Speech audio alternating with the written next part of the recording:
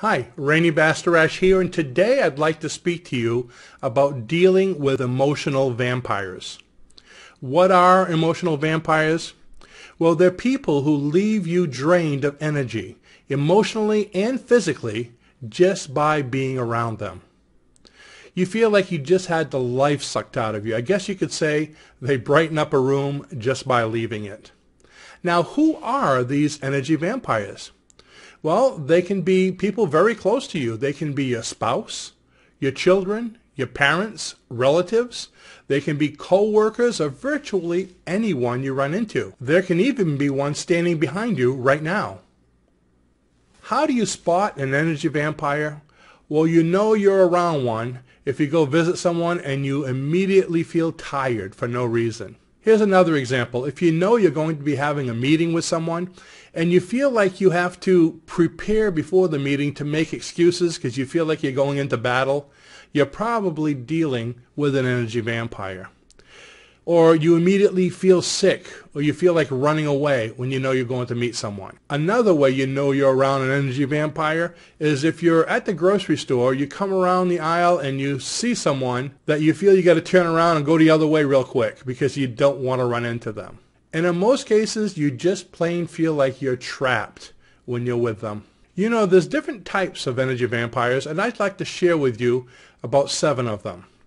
So the first one, let's talk about the victim. Okay, everything is always someone else's fault. Do you know anybody like that? They won't take responsibility for anything in their life, and they always have an excuse. Whenever you try to help them with their problem, it's always, yeah, but they just don't want to listen. So that's the first one, is the victim. The second one, I call them the downer, okay? They're always negative. They're always down. They make you feel drained just by walking in the room. You ever had anybody like that? You open the door, you walk into the room, and this person just makes you feel, ugh. Okay, that's probably the downer. They're complaining all the time about virtually everything. And you know, they're really good at it.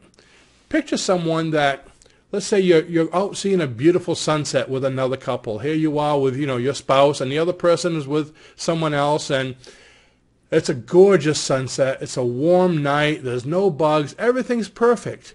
And once it's all over, you look at him, what'd you think of that? And he goes, yeah, but it's dark out. You see what I mean? Anything you practice long enough, you become good at it. And that's the downer. They'll always find something down to say, and they're really good at it. They share all their problems with you, but they never want to talk about the solutions. They're very attached to their problems. The next one is called the narcissist. Okay, these are the takers, the me first. It's all about me. Okay, the world just revolves around them. They're people who always take and never seem to give back. They want your money, they want your time, and ultimately your energy. They can never seem to see your side of things. It's always their side. Then there's the manipulators. Okay, these are interesting ones. A manipulator is always complimenting you, telling you how great you are, all the things you do are wonderful. You do so much better than me. You're so great at that. Can you do this for me? You see what's happening now? You know, you're so strong. Can you move all those boxes for me over there? I just can't lift them. Or, you're so healthy and I can't really get out that much. Can you do my shopping today? I need this, this, and this, and that. And can you have it to me by 1 o'clock? You know, the interesting thing is, if you agree to do this once or twice for them, it'll usually turn into a regular thing. So be careful of the manipulator. The next one is the controller. Okay, the controller, they tell you exactly how to feel and what to do. They must be in control of everything. They might tell you something like, you should be happy to have that person in your life. They're good for you.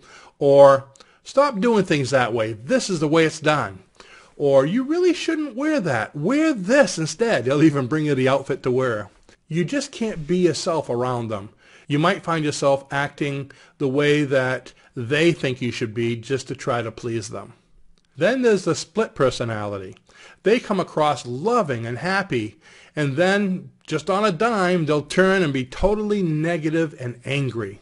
They feed off of anger and negative attention. They'll even speak to other people and pit them against you just to see the negativity, to get the attention. You'll find that they don't want solutions. They simply want the negative attention that they're getting from you.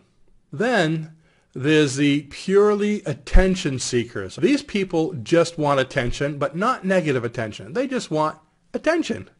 They constantly talk and never listen. They love to tell stories that are usually long-winded and pointless. They'll find any reason to keep you there. And when you first see them, you try to get away, but they're very good at catching you. And then they'll start with their long stories. So those are the different kind of vampires. Now, the interesting thing to think about is when it comes to vampires, we know that like attracts like. Well, what frequency are vampires on? You know, when you're using a tuning fork to tune a piano, what they do is they'll hit the tuning fork. Let's say it's a tuning fork in the key of C. When they strike the tuning fork, it resonates the key of C. And what happens on the piano is the same note, the C, will resonate. And you'll actually hear the sound of the key of C from that piano. But also what happens when they hit the tuning fork is not only will it resonate with the key of C, but it'll also resonate with high C and with the low C. High C, C, and low C, all three are on the same frequency. What I'm getting at is what's on the same frequency of a victim or the victim vampire. A victim is on the same frequency with other victims, of course, but a victim is also on the same frequency as a hero.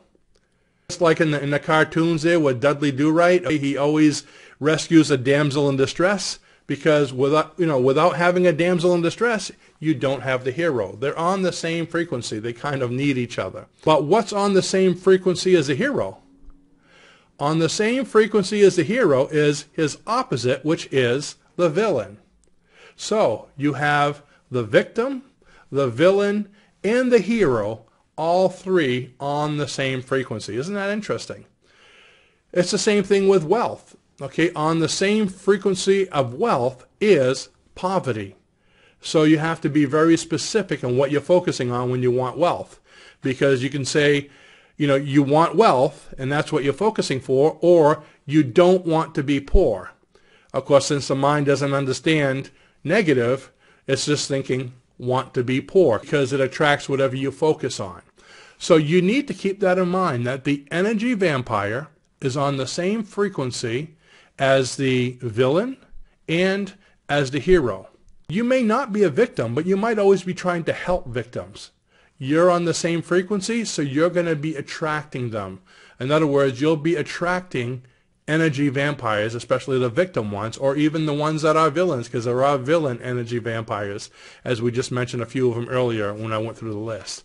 So keep in mind that one of the most important things you need to do is be aware of this so you can try to change your frequency. Now, how do we deal with energy vampires? I have a few different ways here. In some of my other talks, I spoke about how when you're dealing with anything stressful, there's three things you can do. Number one, try to fix whatever it is that's stressful, try to change it, or try to eliminate it. And with energy vampires, that's one of the main things I go through is it something you can fix, the relationship you're having with them? Can you change it, or can you eliminate it? Okay. Now, unfortunately, you can't always eliminate or distance yourself from an energy vampire that works with you, or that's in your home all the time, especially if it's one of your children. So there's other things that you can do. So let's start with the victim vampire. One thing you could do is try to listen to them, but not try to fix their problems. I learned this from the book, I believe it was Men Are From Mars and Women Are From Venus. This is a very important lesson to me. When someone speaks to you and they're telling you their problems, 99% of the time, they just want somebody to listen to them and not to try to fix them. Okay? Actually, my wife tells me that all the time. When I'm talking to you, I'm not asking you to solve my problem. I just want you to listen to me. They want a sounding board. However, in comes the hero. I'll help you. And they're always trying to fix problems, and they get sucked into that when they really don't. And with the victim vampire, if you fix their problem, they're going to come up with another one and another one and another one because they're victims, and that's what they do. They don't take responsibility for themselves, and there's always something wrong. Also, you need to set firm boundaries with them. Okay, don't worry. It might be offensive. It might seem offensive to set boundaries, but they need to be told that I'm not a trash can. You can't be making me feel bad all the time, and that's what's happening. So set boundaries. Confront them if you have to. It's amazing that even though victims have these problems, a lot of times you can't help them. You want to, but they're not ready for it. So you might want to let them know that when you're ready for a solution, when you're ready to work on it, let me know and we'll talk. Don't waste your time until they're ready to change. Let's talk about the downer vampires. They're always talking about how everything's bad and everything's wrong. Why not try asking them, what do you want? By asking them what they do want rather than all the things they don't want and that's wrong, you're getting them to focus on the positive. So little by little, they're attracting what they want rather than what they don't. Might be a way to get a little bit more positive into their life. Another way to deal with them is you may have to just do a little small talk and move on as quick as you can. You might have to distance yourself from them if nothing else is working, or once again, you may have to confront them and let them know that this behavior isn't healthy for you, that it's bothering you, and you'd like them to stop. Next is the narcissist. Keep your expectations realistic, as everything you're speaking about is always about them. And by the way, never look for the approval of a narcissist. Also, keep in mind the words, how can it benefit them? Because anything they want to talk about should benefit them. Next is the manipulator. You can thank the manipulator for their compliments and then simply say, no, I can't help you. Or you might want to ask them to start doing things for you. If they're constantly asking you to shop all the time or constantly asking you to do something for them because they can't leave the house because of their health, how about asking them, well, since you're home all the time and I'm going to be going out shopping and taking up my time, I'd like you to cook lunch for me. And this is what I'd like, by the way.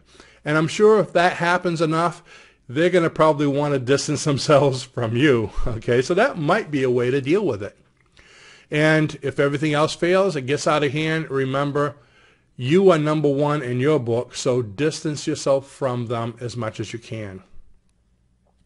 Next is the controller. Never tell the controller what to do. Okay, that's their job. They tell you what to do all the time. Never tell them what to do or you're going to have a problem. You can thank them for their suggestion and tell them you'll consider it. Just stick to the issues when you're speaking to them. Don't go off on tangents and try to leave as soon as you can. Then there's the split personality. With them, stay emotionally neutral so as to not set them off. And don't take sides. And lastly, there's the attention seeker. Now with them, you may have to set boundaries with them. You can be honest. Be yourself with them. Let them know that I don't have time to speak to you right now. I don't have time for the story. So just stop them in the middle of the story. Say, you know, great story. We could talk about it later, but I have to go. Be honest with them. Think about it. These people have probably been telling stories most of their lives, and they know they're the way they are. You're not the first one to run into the inconvenience of the storyteller. So be honest, set your boundaries, and stop them if you have to. Keep in mind that you're the most important resource in your life. And if you're being affected by energy vampires, you may need to take drastic measures to eliminate them, or eliminate their influence. I mean, I'm not talking about taking a stake to the heart, okay? But you might have to get firm and confront them, telling them to stop or distance yourself from them or eliminate contact with them whatsoever. So good luck with your vampires. Thanks for visiting and have a spectacular day.